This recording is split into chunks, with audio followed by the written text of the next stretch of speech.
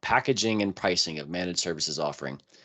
And I had a client asking me about this week. We discussed it, and I realized that there's not one answer. First of all, that they had some pricing pressure that made sense on why they'd want to do it differently than they were doing it. But first off, I like to address when people ask me, how do I price my managed services? The first question they usually ask me is per user or per device. And my standard answer is, doesn't freaking matter. Pick one that makes sense for that customer. And first off, I have to remind them that if you're talking about existing clients, which is most of your business, right? You have the data to adjust pricing as necessary. You don't have to stick to per user or per device at that point. Sure, when you add something, you need to discuss that ad, but you have the data to say, how much does this cost me to serve? How much do I need to make that happen? So this is usually a concern for new clients. Then they're like, well, we charge, $200 per user. I'm like, okay, well, if the market bears that, quote it. But I would never tell the client that myself. Because I feel like then they're counting their users specifically, and I'd rather say something like, here is your price for managed services for your firm of up to 80 people, to kind of stop looking at the nickels and dimes. But what do you guys think about all these assertions I just said? Well, first thing is I want to go back and clarify something you said. Oh, thank and goodness. that is, it doesn't matter whether it's per client or per user or per device. Are you talking about within the same MSP? You're suggesting that you could do both? Heck yeah. Here's prime example, right? I do find that my preference is per user. It's the easiest to understand. Having a couple of extra devices usually isn't a big lift for us. Right. However, you go into a very particular type of client that has a ton of devices that need to be running, and they don't necessarily have a user per device. Maybe it makes sense to change your business model to per device. Wait, okay. Business model is wrong. Your pricing model to per device, not business model. You're saying that I want to get clarification. You said that multiple users use the same device, or that users have multiple devices? Let's imagine a manufacturing firm that has a lot of equipment, a lot of PCs that just run stuff. Right. Nobody's even using them. Right. Well, that's going to increase your cost to maintain. Okay. Even though there aren't enough users. Now, that change is based on all that really matters is the bottom line. How much are you charging the client? How you get to that number is a magic formula that people are looking for. And I don't know that there's a silver bullet for that. Right. I mean, normally, I've been in the scenario where you've had the manufacturing plant with multiple devices that users aren't necessarily using on the day-to-day. And that pricing strategy ended up being, what is my cost to maintain my software stack on those devices in addition to the users? So there was a user factor, but then there was a maximum device per user, say 2. And that's not a perfect strategy at all. But then we would charge, say, a margin on the extra devices for the software stack that was required to maintain those devices. So it was a mix of both, but the customer saw one number at the end of the day. It's that last thing you said that I think is my lesson as well. The moral of the story is, what matters is how much you're charging the client, not how you got there. We have to use these little devices, these little systems that are in our head, like per user, per device, or actually this company has a lot more devices that we need to account for. How do we do that? We have a fear of pricing it wrong, I think, which is why we're looking for that silver bullet. But at the same time, maybe I'm a little too careless sometimes. I feel like as long as I get close, I can adjust pricing over time with the client. Yeah. 'Cause I'm an expert, right? I'm not going to be that far off. Right, And if it's not as right, profitable as it should be, or something was right, misrepresented, I can talk to the client about that because that's the kind of relationship we have. right. Uh, And I guess my concern is, and I don't know this because I've never experienced it, but one of the things that I was kind of has been drilled in my head is keep it simple. And the more variables you throw at your organization or your team, that especially in the MSP world, it's not standardized, right? And the less standardized things are, the more complicated they become to manage, and the more cost is incurred when you're trying to manage these, various yeah, pricing. Go ahead.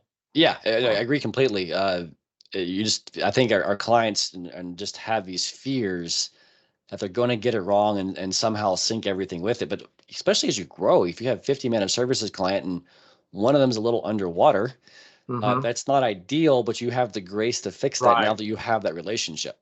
right. Agreed. I mean, I think the first step here is understanding your cost to provide the service. Absolutely.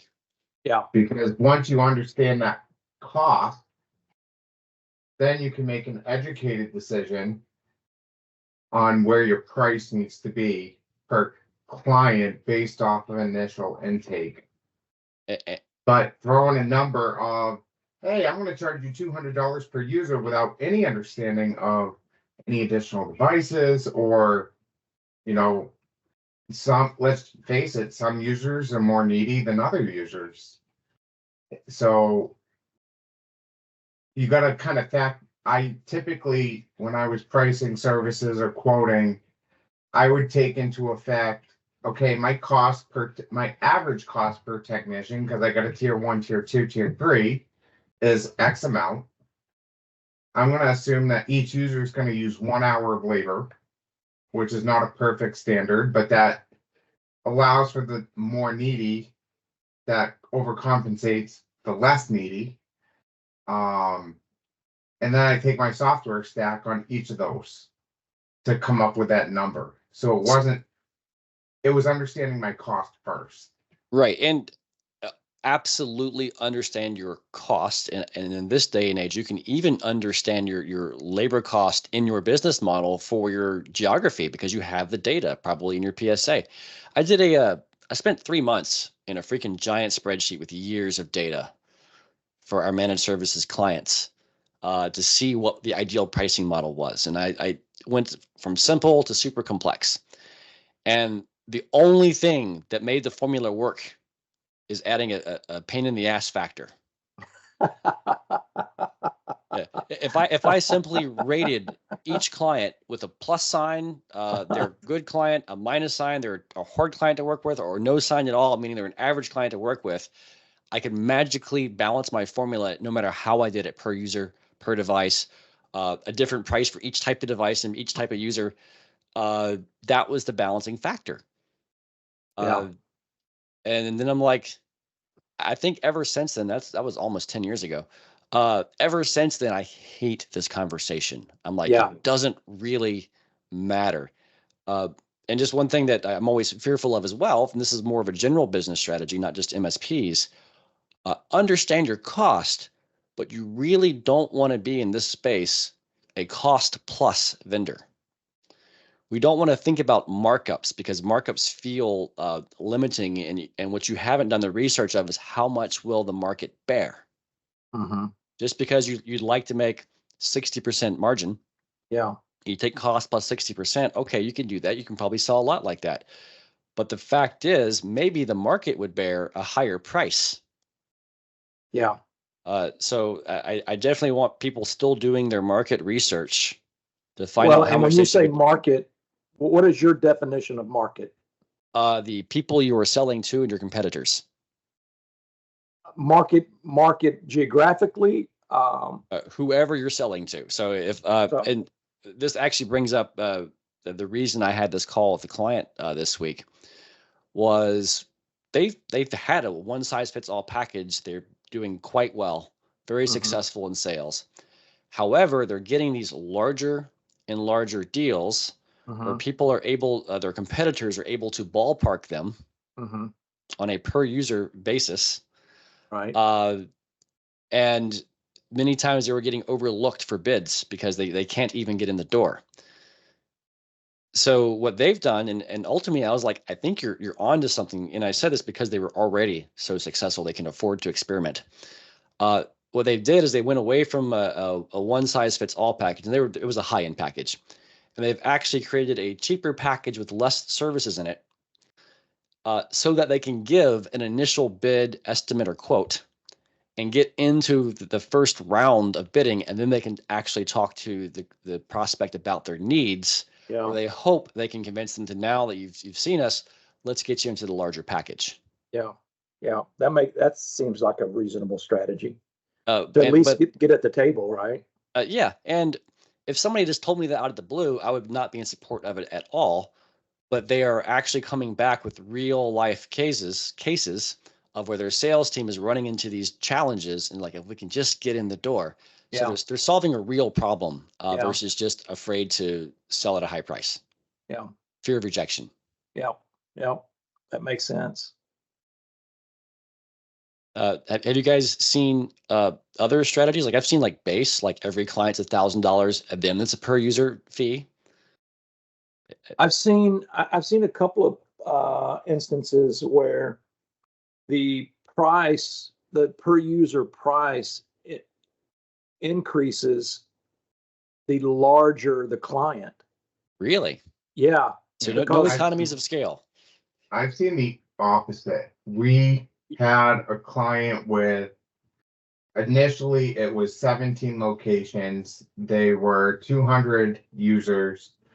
They scaled up to 25 locations and 350 users. So this client became fairly large for us, and we discounted the user price for scale. And we're still profitable with it too, because clearly we understood their needs per location, per user. No, yeah, I'm their rationale behind it was the larger the client. Now I'm talking about, you know, 300-400 users in an environment. I mean, you're getting closer to the enterprise level, right? mhm. And the rationale was the larger uh, organizations are more complex, and and again, if you're managing the entire environment, I mean, you're managing all of it, I mean, the entire deal, and the outages, yeah, it's just more difficult sometimes to support those organizations. I have a difference of opinion there, Let's Yeah, because do it. I'm sure. the more, yes, is it more complex? Yes. But as you standardize those locations, it becomes less to manage it because they're all set up in the same way. So I think that's the challenge. Go ahead. why not add that to your profit margin though? Good. Uh, I also just, in Brendan's example with the locations, I've also found that multiple locations adds a whole nother layer of complexity. Like 350 users at a single location is Yes, typically simpler than 350 spread across 25 locations. that's correct. Yeah. I found it easier to manage my larger client at 350 users across 25 locations than I found to manage a 25 user single location. Now that I agree with, and that's more of an attitude of your client, right? You think differently when you're still involved and can touch every computer yourself versus when we have managers and people running various things for you. Also, the cost of being down is astronomical. Mm-hmm. Yeah. Uh, so is there, I mean, again, all these pricing strategies, are we in agreement that that tends to happen as an internal discussion, and that to our clients, it typically does it come out just as as numerical, counting every device and every user, or is it bottom line pricing? I would go with the bottom line pricing. And I mean, if you're gonna give your client an itemized list of, and most will most likely want an itemized list of how you got to that number. But if you can get to the bottom line of it's going to cost you X amount per month, I think that that's going to go a long way. Then here's my itemized list. Well, now, well, I don't want that, and I don't want that, and now we can yes, reduce it by this, and that's not the conversation here. This is what it's going to cost to Yeah. support this many users at this many locations. End of story. The package and how we do that doesn't matter. right. And my compromise has been to, you can itemize the list, but not with pricing attached. Correct. Yeah. Right. If you need to Right. know that we're supporting these 80 Right. users, it's fine to give that information if it's required, but we're not trying to count per user per price. We're trying to support your business at this Yep. price. Yep. Very good. I should also warn that when I have these conversations with clients, most of the time, the resistance I get is because they're thinking about having to change their existing clients. And my attitude toward that is ignore that for a minute. Let's apply this to new clients, see how it goes. And as that gets better and better, it will convince you that you want to do it for your older clients. You don't have to just wholesale change everybody overnight. Mm-hmm. Use it for new clients, get it the way you like it. And then as you have renewals or you have problem clients you have to fix, you can make the switch then. It's the same way I get people to go from break fix to MSP, really. Sell it to your new clients first, Yeah. then go back to your old clients and see who you can convert. Absolutely. Absolutely. Very good. Any last thoughts, Ben? I don't have any, no. Brendan? No. All right. Well, thank you all for weighing in. I was quite curious in this myself. This is like the second video we recorded where we get to argue a little bit. And I kind of like this because we're opening our perspectives and we're letting the world see that there are different ways to do things, and that this is hopefully how consulting agencies work, where it's not just one way. We can Yeah. hash through things and apply the right way for each client at their age and stage. Yeah. Agreed. Great. Thanks, guys. Bye, guys. Thank Have a good you. one. Bye.